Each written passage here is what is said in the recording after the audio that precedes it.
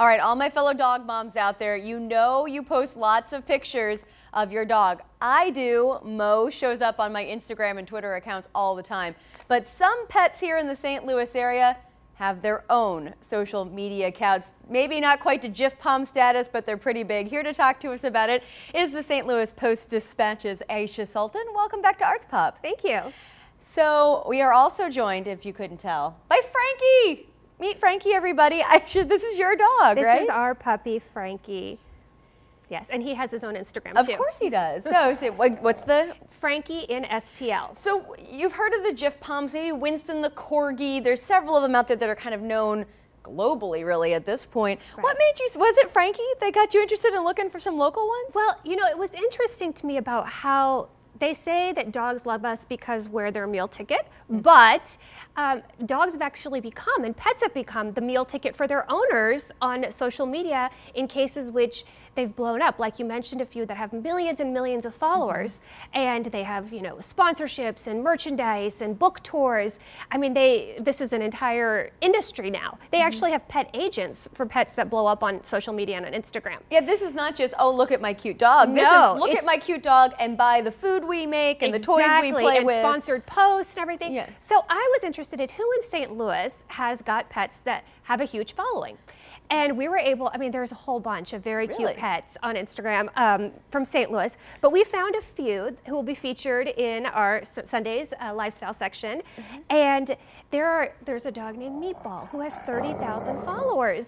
And he's a Meatball, you might assume he is a bulldog. Yes, and he actually had a little role in a Beg & Strips digital commercial. He starred in a Lindenwood play, so in a musical. And so, you know what? There are several very adorable and very cute pets here locally. Now, this story focused on dogs, but I don't want the cat lovers to be upset because we will come back and do something with You're going to do cats. some other, maybe some other ones down the line. we Let's will. mention a couple of the others you're going to feature. Tell us a little bit about, what's the Mutts of Tower Grove one I saw? This was really interesting. So, you know what? I love Instagram accounts that promote mixed breed or rescue dogs, and they have 3, but Lizzie, the main dog, is the one who's in most of the photographs because the other 2 are a little bit older and they don't get out as much.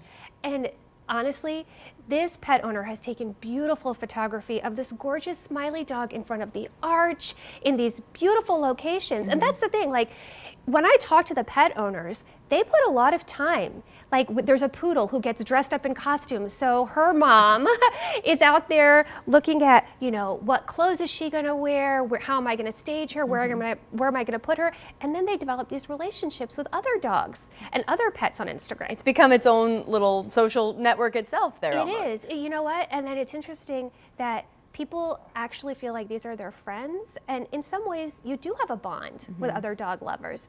So some of the people told me that they didn't expect when they started posting pictures of their dogs the relationships they would form all over the world. Like some of these dogs, they get letters and presents from people all over the country, all over the world. Or if their mom or dad doesn't post for a few days, they'll get messages saying, oh, is so-and-so okay? We haven't seen them in a while. We miss you, and we should say, I said dog moms at the start.